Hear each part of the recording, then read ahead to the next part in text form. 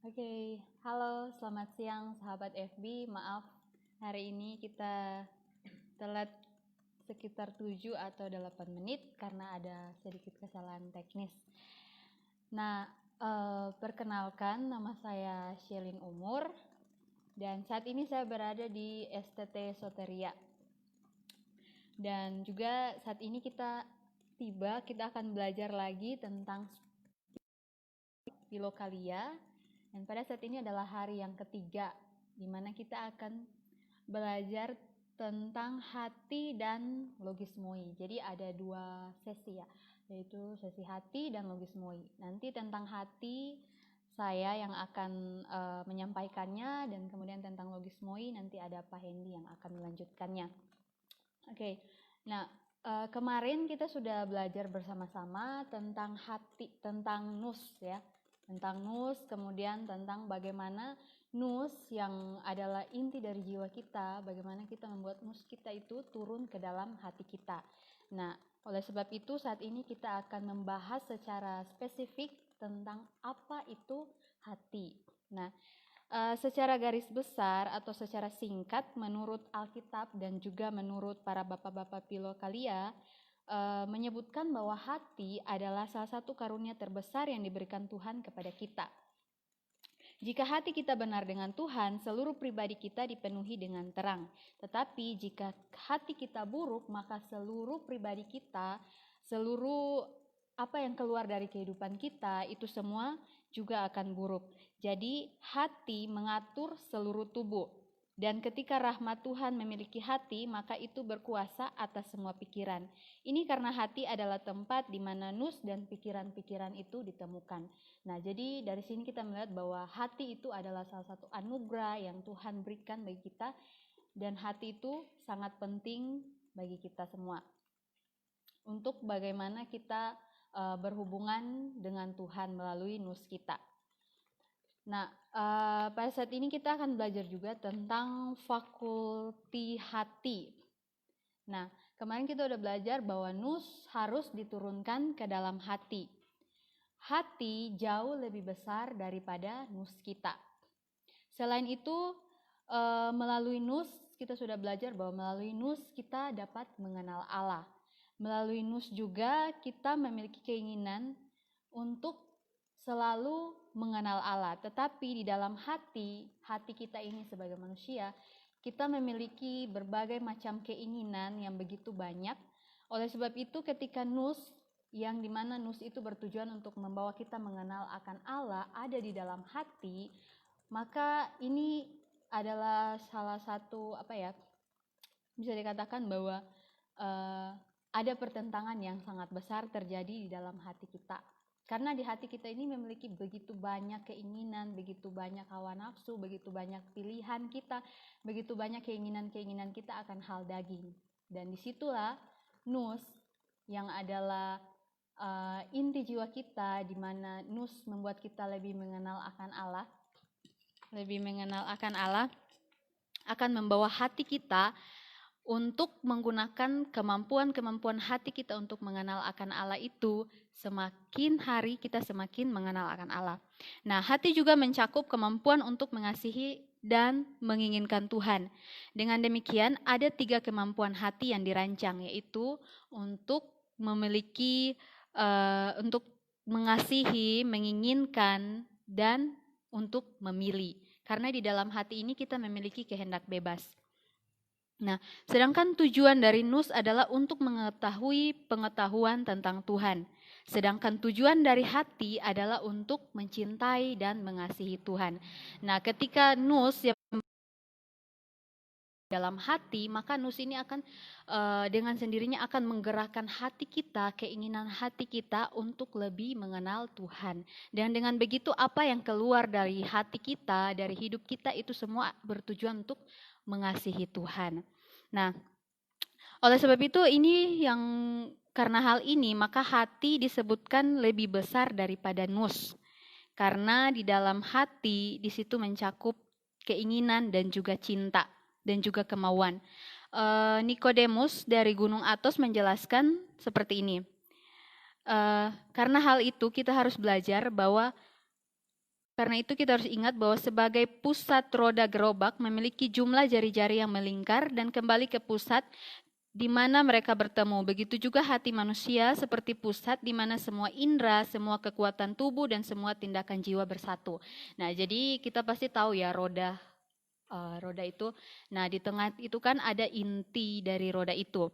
Nah, jadi inti dari roda itu bisa disebutkan itu sebagai hati. Jadi dari apa yang kita lakukan, apa yang kita pikirkan, apa yang kita katakan, semuanya itu bersumber dari hati kita. Nah, oleh sebab itu betapa pentingnya nus itu harus ada di dalam hati.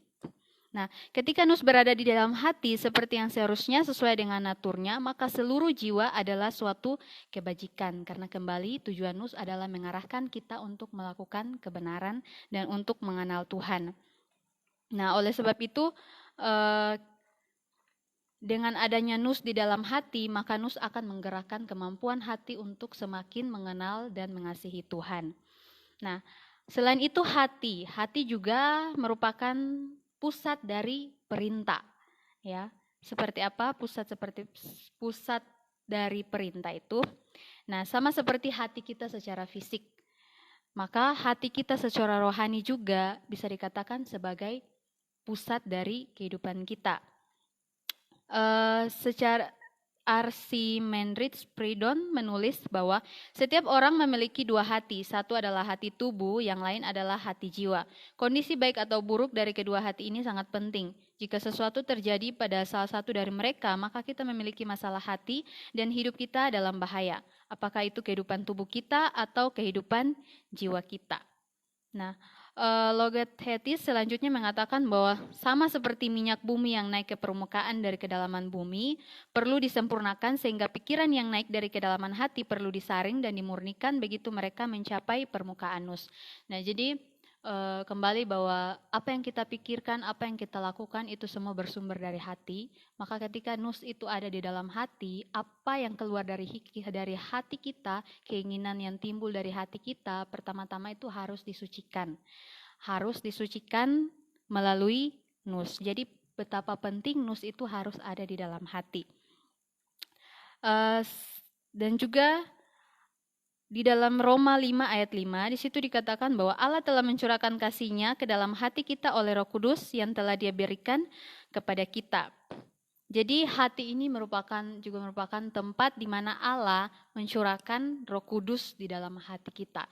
Tapi masalahnya hati kita juga memiliki banyak keinginan untuk melakukan hal-hal yang bertentangan dengan apa yang Tuhan mau. Nah, oleh sebab itu kita perlu untuk mendekatkan hati kita, menyiapkan ruang hati kita dengan sebaik mungkin, menempatkan nus dengan baik dalam hati kita agar nus bisa mengarahkan keinginan-keinginan hati kita untuk melakukan kebenaran.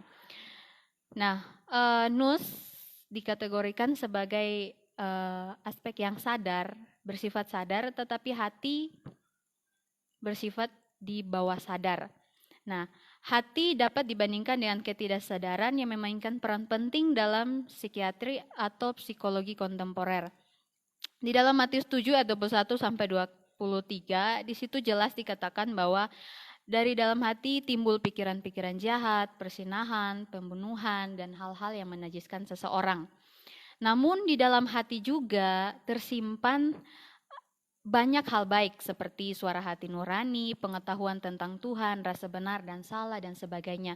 Nah, contohnya ketika kita melakukan kesalahan, lama-kelamaan kita menyesal, kita menyadari bahwa apa yang kita lakukan ini salah gitu. Itu dari hati kita gitu. Jadi selain hati kita ini memiliki keinginan-keinginan yang buruk, hati kita juga memiliki menyimpan hal-hal baik karena kembali tadi bahwa Tuhan telah mencurahkan kasih-Nya ke dalam hati kita. Menyimpan banyak hal-hal baik yang bisa menolong kita untuk melakukan kebenaran. Nah, ketika Allah menciptakan manusia, Allah menanamkan dalam diri kita manusia suatu pikiran yang menerangi nus dan menunjukkan apa yang baik dan yang jahat. Ini adalah hati nurani dan itu adalah hukum alam. Dengan mengikuti hukum ini, hati nurani, para leluhur dan semua orang suci menyenangkan Allah bahkan sebelum hukum Taurat itu ditulis. Perjuangan antara nus yang sadar dan hati yang di bawah sadar, suatu masalah muncul ketika pikiran-pikiran dari nus yang sadar berselisih dengan keinginan-keinginan yang ada di dalam hati yang bersifat di bawah sadar. Sama seperti Rasul Paulus dengan sangat baik menjelaskan dalam Roma 7 ayat 22-25. Ketika Nus sadar ingin menaati Tuhan dan hati menjadi objek, pergumulan besar terjadi antara Nus dan hati, sadar dan bawah sadar. Dalam pergumulan ini Rasul Paulus menggambarkan dari pengalaman pribadi bagaimana pikiran-pikiran hati, yaitu nafsu, lebih kuat daripada pikiran-pikiran dari Nus sampai pada titik di mana mereka menolaknya. Nah, jadi ketika Nus itu berada dalam hati kita, di saat itu juga terjadi perjuangan yang besar antara Nus dengan hati kita yang memiliki banyak keinginan-keinginan untuk melakukan hal-hal yang jahat. D. Penok, seorang penulis ortodoks terkemuka, menggambarkan perjuangan batin ini dengan hasrat atau nafsu. Ketika Nus sadar kita ini ingin mengubah menjadi lebih baik dalam beberapa cara. Semua nafsu yang dikemas dalam pikiran-pikiran bawah sadar kita, hati kita berkata bukan pada hidupmu. Jadi ketika Nus ini ada dalam hati kita, Nus selalu berusaha untuk mengarahkan hati kita untuk melakukan hal-hal yang Tuhan mau. Akan tetapi di sisi lain, hati kita, keinginan-keinginan kita berusaha juga, berjuang juga untuk membawa segala keinginan kita, semua pilihan kita untuk memilih hal yang salah, hal yang di luar dari apa yang Tuhan mau, hal yang hanya sesuai dengan keinginan kita. Dan pada ujung-ujungnya semua hal-hal yang timbul dari hati itu akan membawa kita untuk melakukan hal-hal yang berdosa kepada Tuhan.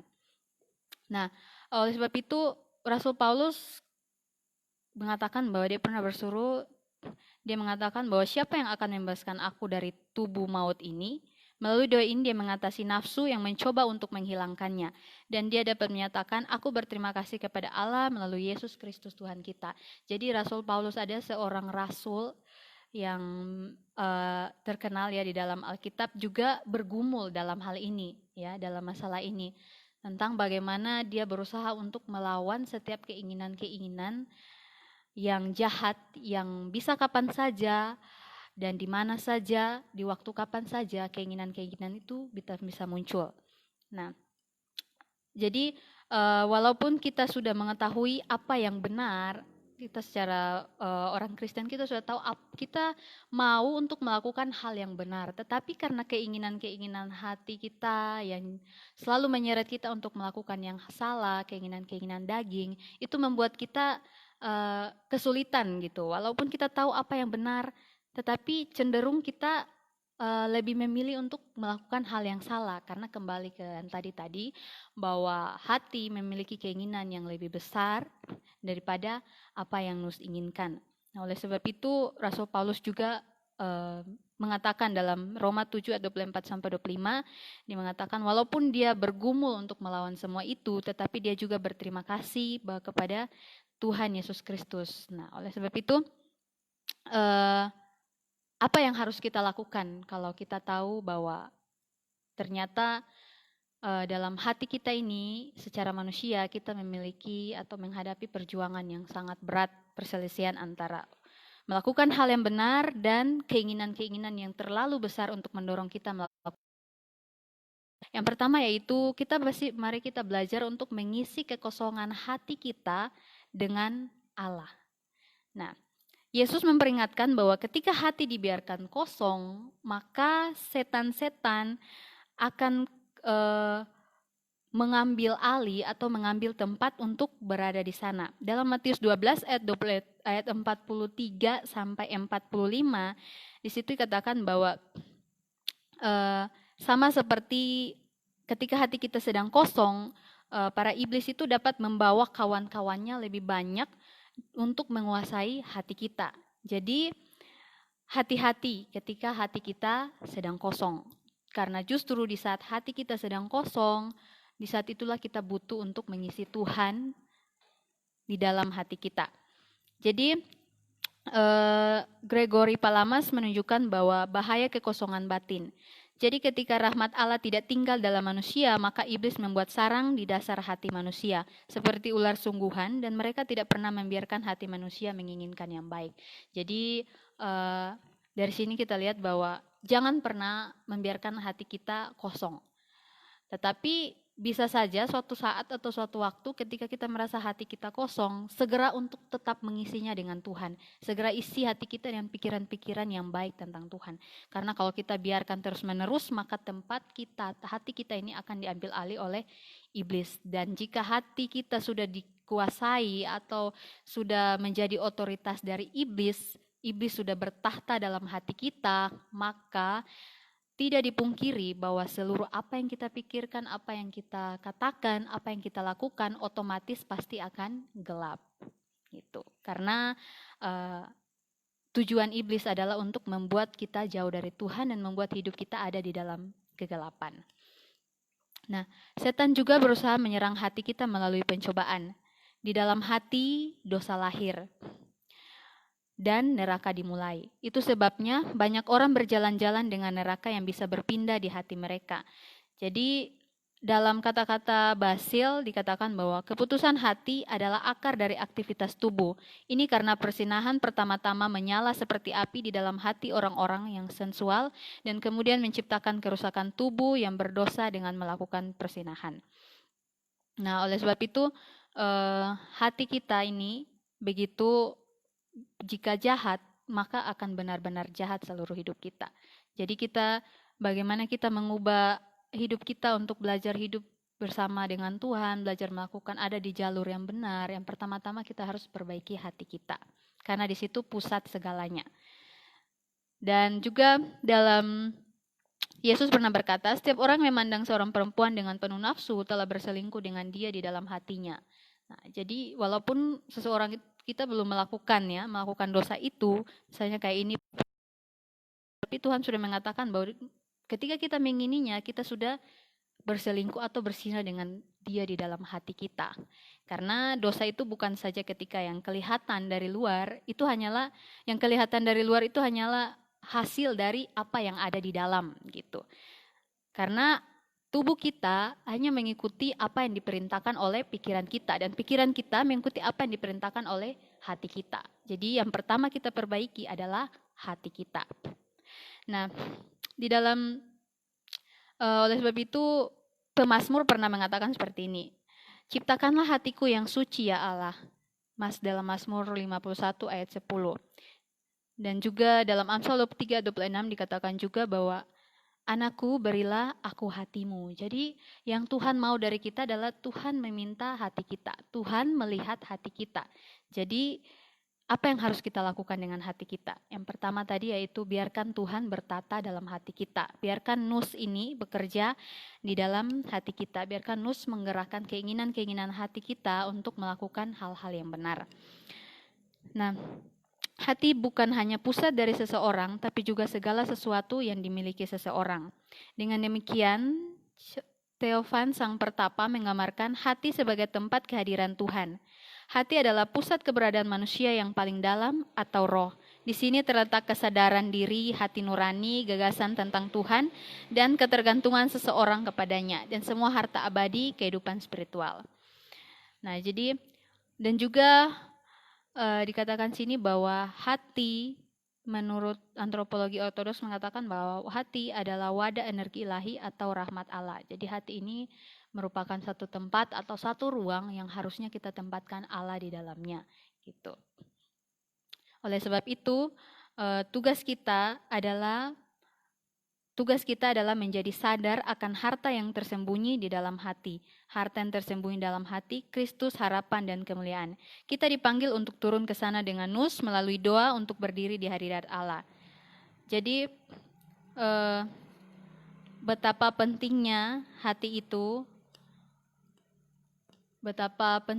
itu dalam mengatur seluruh aktivitas kehidupan kita. Oleh sebab itu kita harus meletakkan Tuhan untuk bertata di dalam pusat hati kita.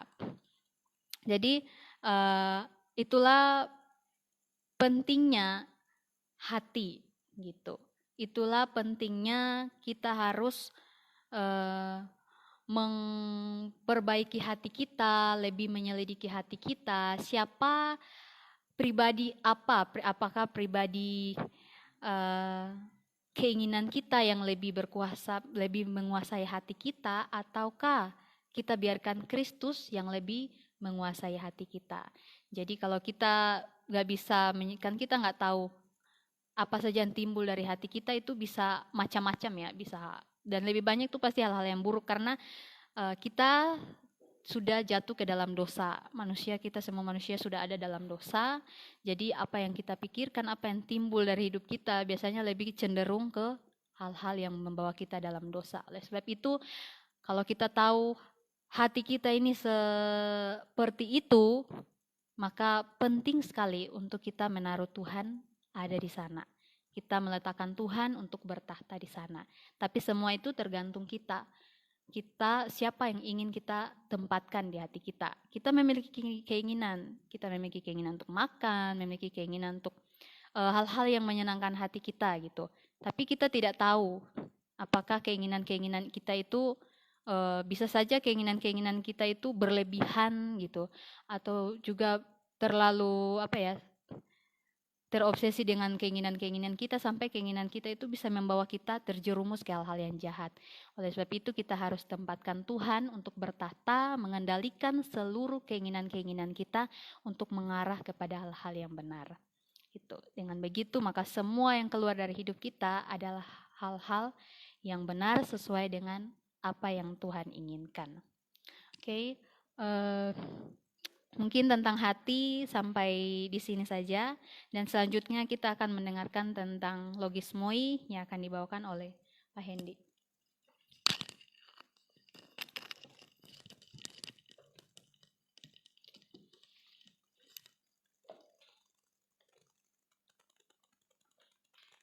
Selamat siang teman-teman atau sahabat FB.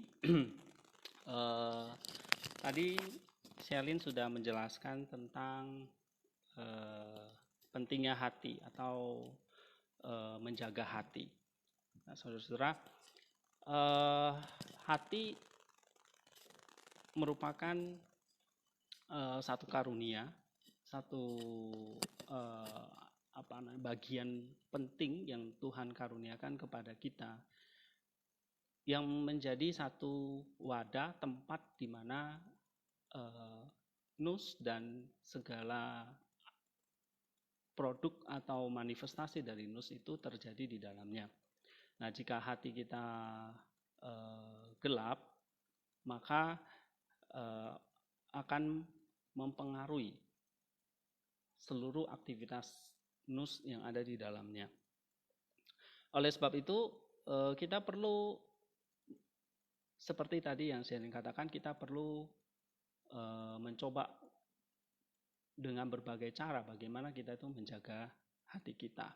Nah, saya akan lanjutkan apa sih yang sebetulnya sedang terjadi di dalam hati ketika Tuhan sudah mengaruniakan itu dan Tuhan menginginkan kita untuk menjaga hati itu.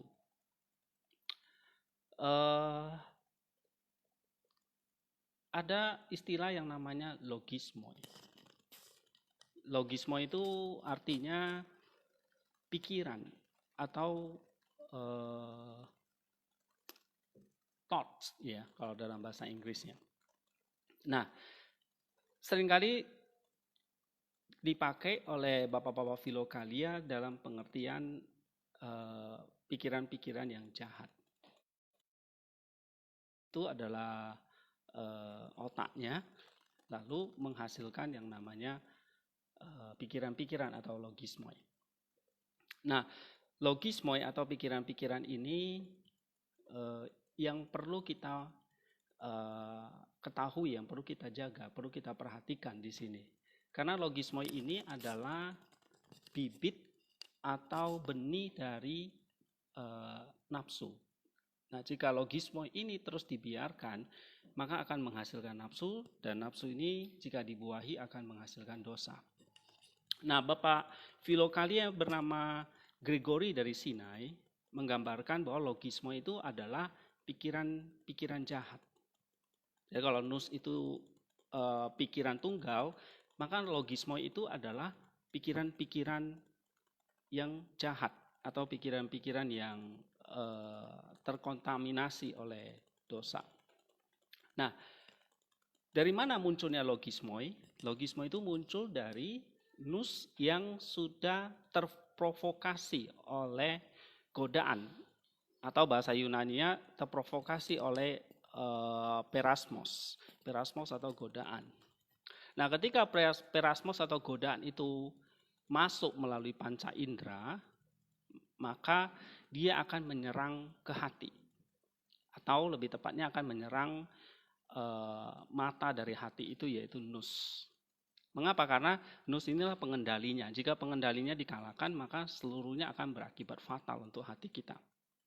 Nah, jika perasmos itu bisa masuk ke dalam hati dan mengalahkan nus, maka produk atau hasil dari nus itu akan menghasilkan yang namanya logismoi. Nah, jika logismoi ini terus dibiarkan, maka akan memunculkan satu namanya mindset. Jadi memang kita seringkali mendengar, wah, kadang-kadang kita punya kebiasaan nih atau dosa yang sering kita lakukan. Nah, itu sudah menjadi namanya satu mindset, satu yang kalau istilahnya kemarin itu phroneo atau phronema daging. Ya. Nah, ini kalau terus-menerus dilakukan secara berulang-ulang. Oke. Kita lanjutkan. Logismoi ini yang harus kita cegah sebelum menjadi sebuah mindset yang akan terus-menerus kita lakukan. Oleh sebab itu, Bapak Filokalia di sini, Gregory Sinai mengatakan bahwa pikiran-pikiran jahat itu kita mesti mengerti itu adalah bisikan dari iblis dan perintis dari hawa nafsu.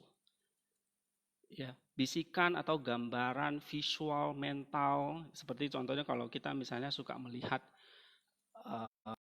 yang porno, itu akan menjadi mental atau visual bagi panca indera, lalu akan bekerja di dalam hati, akan menjadi objek atau gambar mental dari nus yang akhirnya memancarkan yang namanya logismoi. Nah, logismoi itu akhirnya timbul pikiran-pikiran jahat, pikiran-pikiran visual tentang misalnya tadi pornografi atau film-film porno yang kita tonton misalnya. Nah, itu akhirnya menjadi sebuah gambaran mental dan itulah yang menimbulkan hawa nafsu. Nah, jika hawa nafsu itu dituruti, maka hasilnya akan menghasilkan satu perbuatan daging atau perbuatan dosa. Saudara-saudara, kita lanjutkan. Bapak gereja bernama Efraim dari Syria membandingkan logismoi ini seperti ombak yang terus-menerus memukuli bebatuan samudra. Biasanya karena batu samudra akan diterjang oleh gelombang, manusia juga pasti akan bersentuhan dengan serangan-serangan yang timbul oleh pikiran. Jadi logismoi itu seperti ombak yang terus menghajar, memukuli bebatuan di samudra. Maka setiap hari kita selalu akan diserang oleh yang namanya logismoi atau pikiran-pikiran jahat itu. Seperti ombak yang tidak pernah berhenti. Kapanpun, dimanapun, kita bisa diserang oleh yang namanya logismoi itu. Ini adalah strategi si jahat atau strategi dari iblis untuk menghancurkan kita. Iblis mengikuti pola itu untuk menggoda kita dengan pikiran-pikiran tadi. Nah, ingat tadi ya, pikiran-pikiran itu muncul tadi dari gambaran-gambaran visual yang kita terima melalui panca indera kita. Akhirnya membentuk yang namanya logismoi. Tetapi logismoi ini yang tidak bisa kita hindari memang. Selalu ada, seperti ombak di laut gitu. Nah, tapi kita bisa punya strategi bagaimana untuk mencegah logismoi itu.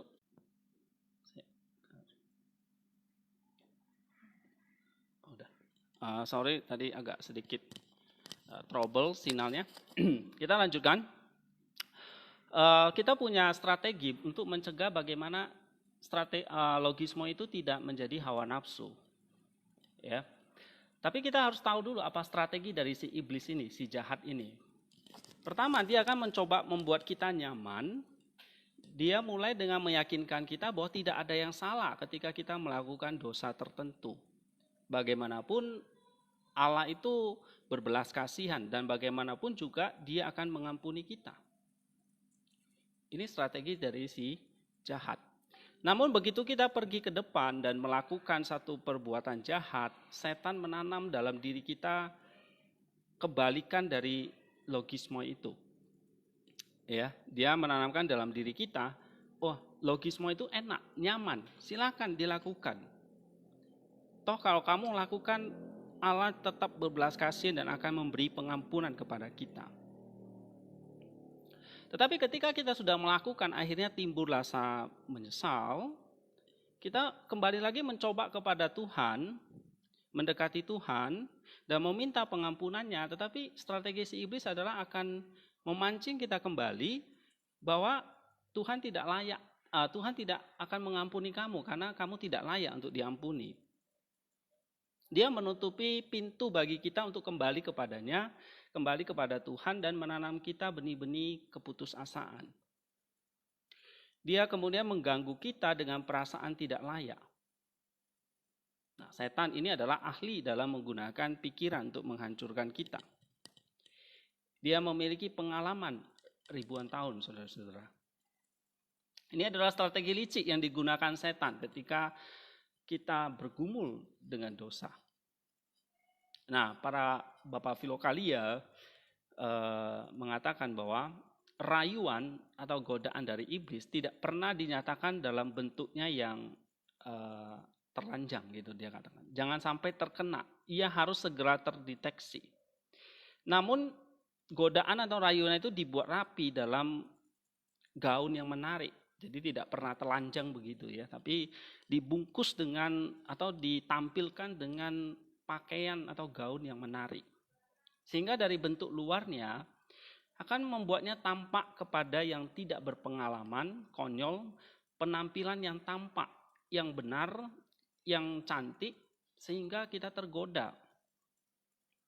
Dan kita lupa akan kebenaran Tuhan. Ini kata Irenaeus. Lalu Antonius menambahkan, iblis biasanya menyembunyikan rayuannya di balik penampilan yang manis untuk menghindari deteksi, dan dia mengarang ilusi indah untuk dilihat yang dalam kenyataannya tidak sama sekali seperti apa yang tampak, untuk merayu hati Anda dengan meniru kebenaran dan kebaikan yang benar-benar menarik. Nah, itu godaan atau rayuan dari si iblis dan strateginya. Jadi dia akan memakai gambaran visual yang begitu membuat kita nyaman. Dan akhirnya kita terkecoh bahwa itu menarik sekali dan itu enak sekali kalau kita lakukan. Dan kita melupakan kebenaran. Nah, sekarang bagaimana setan menggunakan logismoi untuk mencuri hati kita, mencuri doa kita, mencuri nus kita. Ada satu buku yang menarik yang pernah saya baca tentang The Way of a Pilgrim atau perjalanan seorang peziarah. Tentang bagaimana pergumulan dia untuk berdoa secara benar atau berdoa tanpa henti. Suatu kali dia mengikuti satu ibadah di gereja, lalu sang pendeta itu khotbah tentang doa tanpa henti.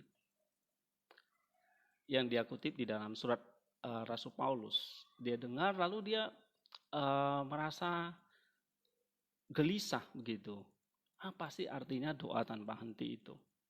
Bukankah kalau saya berdoa itu paling 5 menit, habis itu saya tidak bisa konsentrasi lagi. Doa saya itu sering dicuri oleh pikiran-pikiran saya. Doa itu sering dicuri oleh setan. Nah, ada seorang penatua di dalam buku itu sering mengatakan bahwa hambatan untuk berdoa datang dari 2 sisi, yaitu kiri dan kanan. bahwa jika musuh tidak berhasil memalingkan kita dari doa dengan pikiran yang sia-sia dan berdosa, maka ia mengingatkan pikiran yang instruktif, yang indah, hanya untuk menjauhkan kita dari doa yang kita tidak bisa hindari. Dan melalui pencurian yang dilakukan dengan tangan kanan, maksudnya tadi godaan-godaan tadi, akhirnya jiwa kita meninggalkan persekutuan dengan Tuhan, beralih ke pikirannya sendiri, berbicara kepada dirinya sendiri atau dengan orang lain. Karena itu ia mengajari saya bahwa selama berdoa saya seharusnya tidak menyerah pada pemikiran spiritual yang indah. Dan bahwa jika saya menemukan pada hari terakhir bahwa lebih banyak waktu dihabiskan untuk membangun pikiran dan percakapan daripada dalam doa batin yang sungguh-sungguh, saya harus menganggap ini sebagai ketidakmampuan. Jadi maksudnya di dalam The Way of Pilgrim itu, sang penjara itu mengalami satu hambatan bagaimana dia bisa berdoa tanpa henti. Dan ternyata ada seorang penatua atau seorang bapak spiritual, dia mengatakan kepada dia, ada musuh yang selalu datang menyerang dari sisi kanan dan dari sisi kiri. Sisi kanan itu adalah pikiran-pikiran yang membuat kamu itu nyaman, membuat pikiran-pikiran kamu itu merasa kamu sudah dekat dengan Tuhan. Namun dari sisi yang lain, itu adalah godaan-godaan yang akan membuat kita, jiwa kita meninggalkan Tuhan. Nah, nanti di sesi hari ke-4 kalau tidak salah, kita akan banyak bahas tentang satu doa yang disebut dengan Jesus Prayer, doa tanpa henti. Dan kita akan belajar dari satu buku ini, The Way of Pilgrim ini. Bagaimana kita berdoa tanpa henti atau Jesus Prayer ini untuk mengatasi logisme itu. Oke, kita kembali lanjut tentang logismoi. Bahwa gereja yang bernama Theophan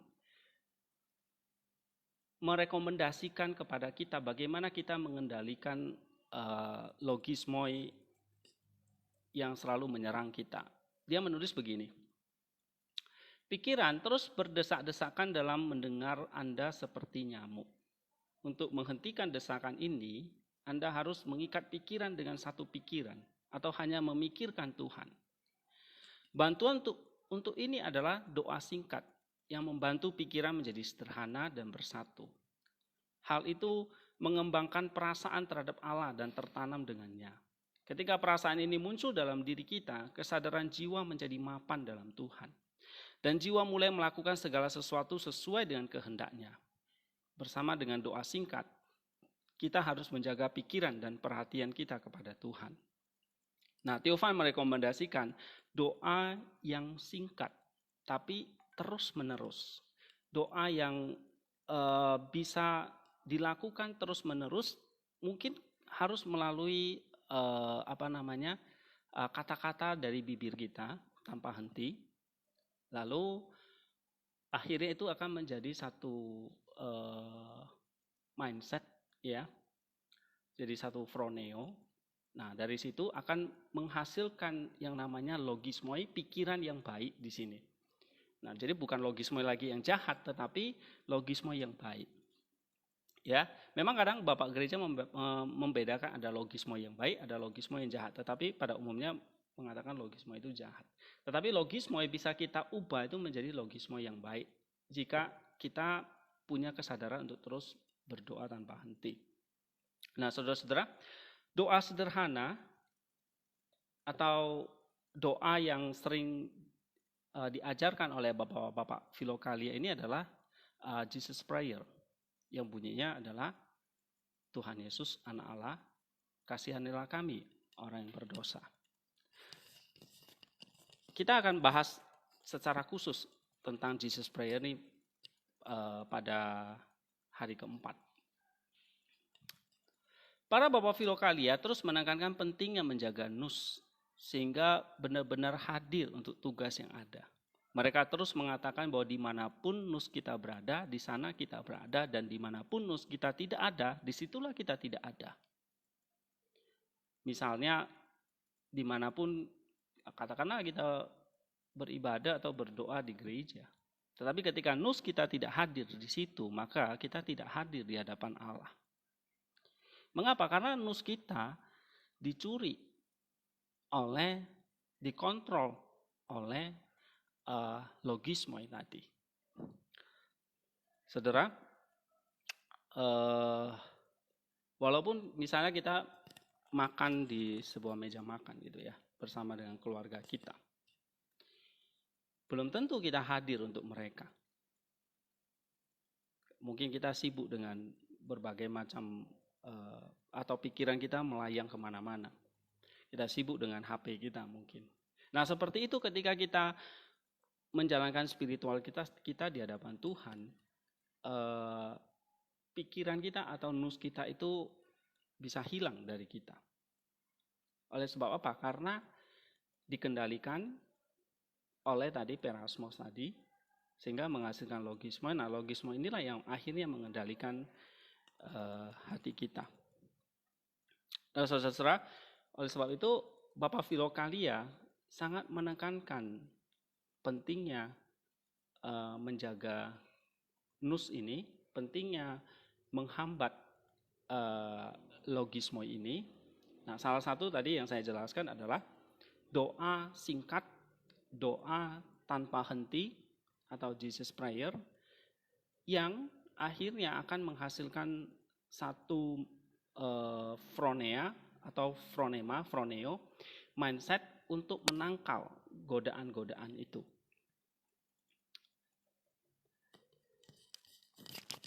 Kita lanjutkan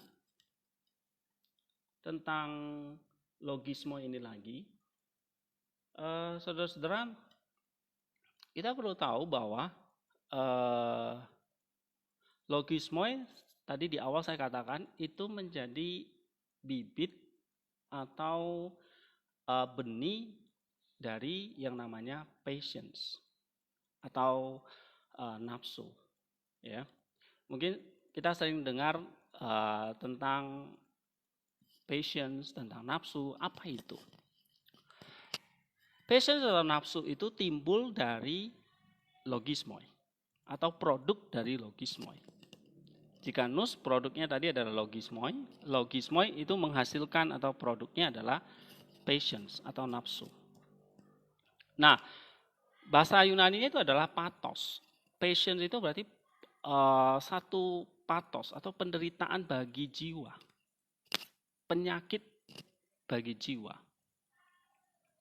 atau the sickness of the soul gitu loh. Penyakit bagi jiwa kita. Kenapa kok disebut penyakit? Karena itu akan menggerogoti jiwa kita. Nah, saya perlu sedikit menjelaskan kembali. Memang banyak istilah-istilah ya. Ada tentang nus, tentang hati, kemudian tentang logismoi, lalu nanti tentang patience, ya. Lalu ada lagi yang namanya the soul atau jiwa. Lalu ada namanya the sickness of the soul atau penyakit bagi jiwa, yaitu passion lagi. Nah, menurut Bapak Filokalia sendiri memang ada yang memakai istilah the soul, ada yang memakai istilahnya the nous gitu. Nah, kalau ketika mereka memakai istilah jiwa itu menunjukkan adalah nous, tapi sisi lain itu juga merupakan bagian dari jiwa. Nah, tadi kita belajar tentang hati. Ada Bapak Gereja mengatakan hati itu semacam wadah untuk menapung seluruh keberadaan jiwa kita. Tetapi hati itu juga bisa dikatakan semacam nus dari jiwa kita. Nah, hati dan jiwa itu bukan satu hal yang kita tidak perlu kita bingungkan. Hati itu wadahnya, jiwa itu berarti spirit atau roh yang Tuhan tanamkan kepada kita. Ya, memang ada beberapa versi kalau dalam kita belajar teologi, ada yang istilahnya roh, jiwa, dan tubuh. Tetapi ada yang membedakannya hanya menjadi jiwa dan tubuh. Ya, saya secara pribadi mengakui dua-dua pandangan itu. Ya, sebetulnya bukan hal yang harus dipertentangkan. Ya, memang di Alkitab sendiri juga pakai roh, jiwa, dan tubuh. Lalu roh, jiwa, tubuh itu juga ada istilah hati, ada istilah nous, begitu ya. Nah, tetapi ada yang hanya memakai roh dan tubuh. Nah, kalau ada yang memakai istilah tripatrit ya, roh, jiwa, dan tubuh. Jadi di dalam jiwa itu terkandung ada yang namanya nous, ya. Kemudian nous itu dengan segala produknya, hasil-hasilnya. Seperti tadi saya katakan, nous itu menghasilkan logismoi, passion, dan perbuatan baik perbuatan dosa maupun perbuatan jahat. Nah, kalau kita pelajari lagi, tapi ada yang mengatakan hanya roh dan tubuh. Jiwanya di mana? Nah, jiwa itu merupakan bagian dari kompleksitas dari tubuh. Ya, seperti anjing atau binatang-binatang lain itu juga punya jiwa, tetapi tidak punya roh begitu. Sehingga ketika anjing itu mati ya sudah selesai gitu. Nah, jiwanya itu ada di dalam kompleksitas tubuhnya. Ya. Pandangan seperti itu juga oke sebetulnya, tidak ada hal yang kita perlu permasalahkan. Yang penting adalah manusia itu terdiri dari manusia lahiriah tubuh dan manusia batinia. Nah, manusia batinia itulah kompleksnya di situ adalah kita punya roh, kita punya jiwa. Ya. Nah, roh atau jiwa inilah yang di dalamnya menghasilkan yang namanya tadi nous, ya. Nous itu memiliki satu yang namanya logismoi dan sebagainya. Tetapi ada beberapa gereja yang mengatakan seperti dari Gregory Palamas, dia menceritakan bahwa manusia itu diciptakan menurut gambar dan rupa Allah. Nah, gambar dan rupa Allah di sini adalah Allah Tritunggal. Itu Bapa, Anak, dan Roh Kudus, atau Bapa, Firman, dan Roh. Nah, Bapa dan Firman itulah menjadi gambar dari manusia, khususnya di dalam manusia batinia kita. Sehingga di dalam roh itu ada tiga Tritunggal tadi, yaitu Bapa, Kudus. Nah, Bapa itu di dalam roh itu, Bapa itu yang menjadi Bapa itu adalah nous, ya. Kemudian nous ini menghasilkan yang namanya logos atau firman. Nah, logos atau firman itulah yang seringkali kita sebut sebagai reason atau dianoia atau pikiran, ya, reason. Reason ini atau logos ini, dari reason ini kita bisa punya empati, kita punya emosi, kita punya perasaan, feeling, kita punya kehendak. Itu semua adalah produk dari yang namanya logos. Itu gambaran dari firman Allah. Ya. Bapa, firman. Nah, begitu juga nous dinyatakan oleh logos tadi. Logos itu apa? Emosi kita, perasaan kita, pikiran kita, begitu. Lalu yang ketiga adalah spirit kita sendiri. Jadi di dalam jiwa itu ada tiga yang penting, yaitu ada nous, ada logos, dan spirit. Tetapi tiga itu bukan tiga esensi, hanya satu esensi, yaitu manusia batinia tadi. Ya, jadi agak kompleks memang kita mempelajari antropologi ini, tetapi ini penting ya bagi kita untuk mengerti tentang logisme ini. Nah, kalau kita mengerti ini, bahwa di dalam jiwa itu ada nous, ada logos, dan ada spirit, ya, maka kita sadar bahwa nous itu menjadi seperti gambaran Allah Bapa yang akan dimanifestasikan oleh yang namanya logos. Nah, logos inilah pikiran, emosi, dan kehendak ini yang ada di dalam jiwa itu. Pikiran, emosi, dan kehendak. Nah, kemudian ada spirit. Nah, ketika logos ini ya yang memanifestasikan dari nus. Nah, ketika nus kita itu sudah dikontrol oleh iblis, maka yang dimanifestasikan itu adalah logos yang jahat. Yaitu pikiran yang jahat, emosi yang jahat, perasaan yang jahat, kehendak yang jahat begitu. Karena nusnya sudah terkontaminasi oleh godaan. Nah, di dalam nus yang sudah oleh yang jahat tadi menghasilkan yang namanya logos tadi, dan di dalam logos itulah ada yang namanya logismoi atau pikiran-pikiran yang jahat. Nah, logismoi itu bukan hanya pikiran-pikiran yang jahat, tetapi juga emosi, perasaan dan kehendak yang jahat. Nah, sehingga ketika itu dimanifestasikan atau dilakukan lagi, maka akan menghasilkan satu perbuatan dosa. Nah, saudara-saudara, kita lihat lagi tentang logismoi ini.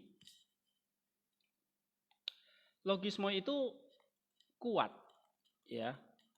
Maximus berkata, jika kita tidak pertama-tama berbuat dosa dalam pikiran, maksudnya dalam logismoi, kita tidak akan pernah berbuat dosa dalam perbuatan. Seperti orang berpikir di dalam hatinya, demikian juga dia. Begitu kata Amsal. Kita menciptakan setan di dalam diri kita dengan menyambut dan menghibur pikiran jahat. Dan kita menciptakan neraka di dalam diri kita dengan menyambut dan menghibur pikiran-pikiran jahat seperti itu. Seorang penulis yang tidak dikenal menulis, cuaca di benak Anda yang menentukan iklim saat itu.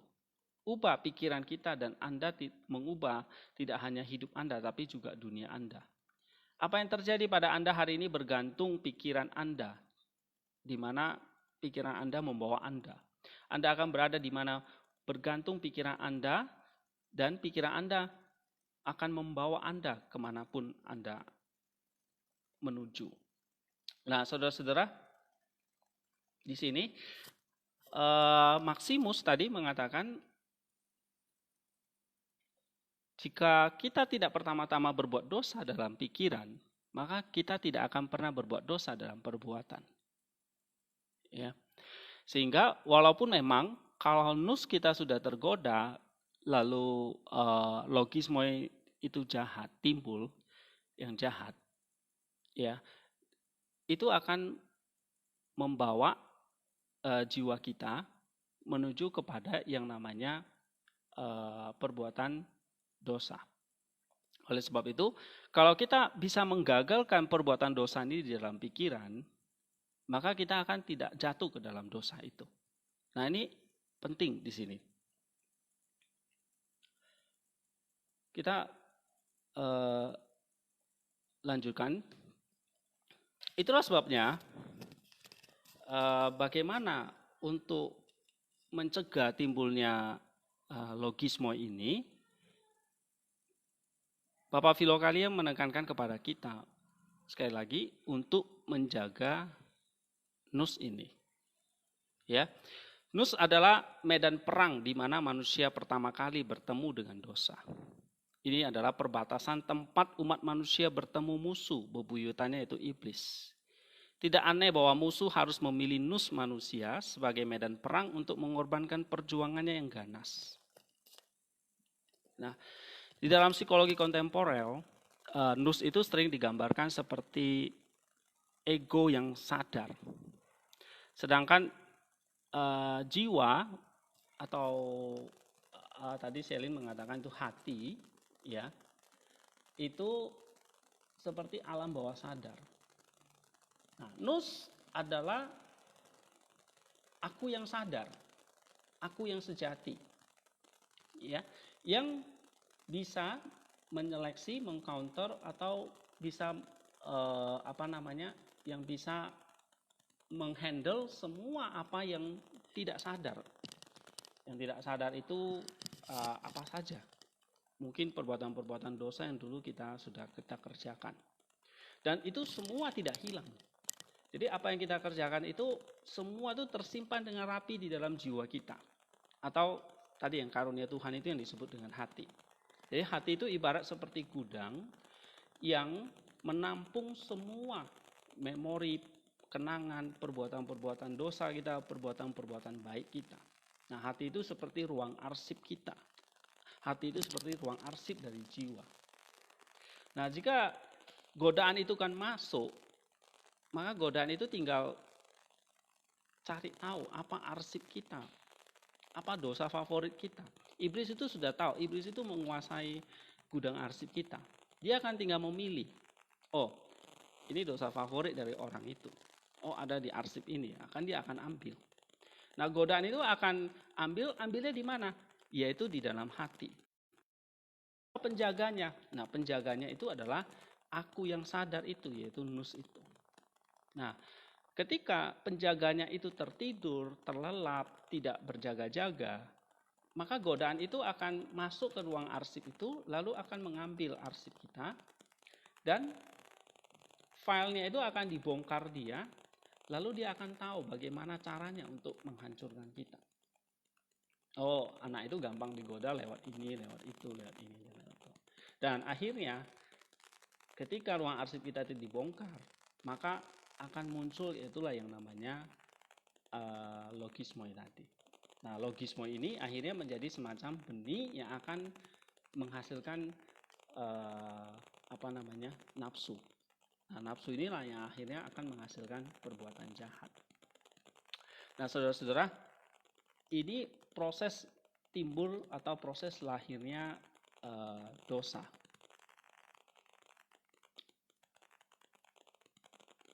Pelajaran apa yang kita ambil hari ini? Ya, tadi tentang hati itu seperti karunia Tuhan yang diberikan kepada kita untuk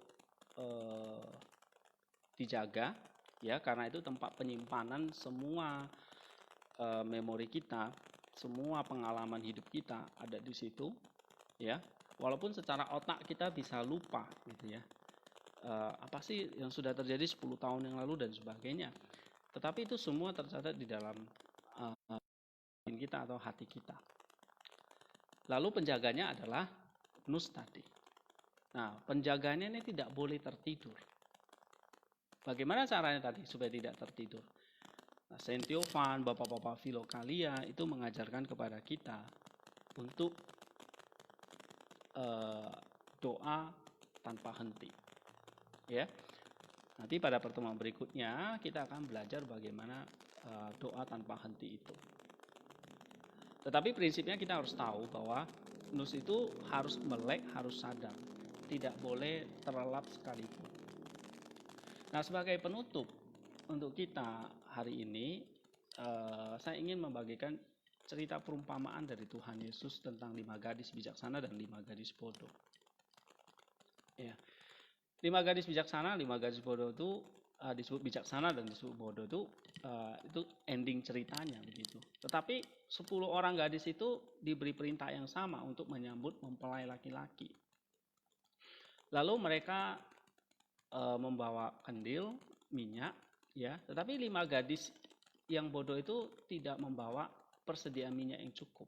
Sedangkan 5 gadis yang bijaksana itu membawa persediaan minyak yang cukup. Dan mereka tidak tahu kapan sang mempelai itu akan tiba, akan datang untuk disambut. Nah, 5 gadis yang bijaksana, karena dia punya persediaan minyak, maka dia terus bisa berjaga-jaga. Sedangkan 5 gadis yang bodoh, dia kehabisan minyak, sehingga dia tidak bisa lagi berjaga menantikan kehadiran sang mempelai. Nah, Bapak Filokalia mengajarkan kepada kita bahwa minyak itu adalah anugerah Allah, energi Allah, supaya pelita itu tetap menyala. Nah, pelita itu adalah doa kita. Doa yang tidak boleh padam. Sama seperti pelita dari gadis itu tidak boleh padam ketika menantikan sang mempelai. Nah, mempelai kita adalah Kristus. Kita adalah mempelai perempuan. Kristus adalah mempelai laki-laki. Pelita kita, doa kita tidak boleh padam. Berarti kalau pelita kita tidak boleh padam, minyaknya harus terus ada. Nah, minyak itulah anugerah Allah itu. Doa kita tidak boleh padam, caranya gimana? Terus menerus minta anugerah itu. Supaya doa kita tidak pernah padam. Nah, doa seperti inilah yang menjaga kita selalu berjaga-jaga, siaga, menjaga batin kita. Menantikan kedatangan sang mempelai laki-laki. Oke, para teman-teman di FB, saya kira kita udah hampir 1 jam ya. Materi hari ini kita sudah banyak membahas tentang hati dan logismoi.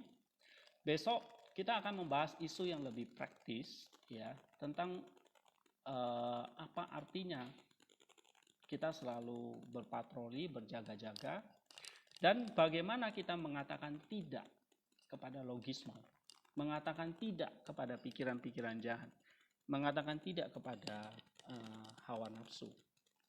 Tapi sebelumnya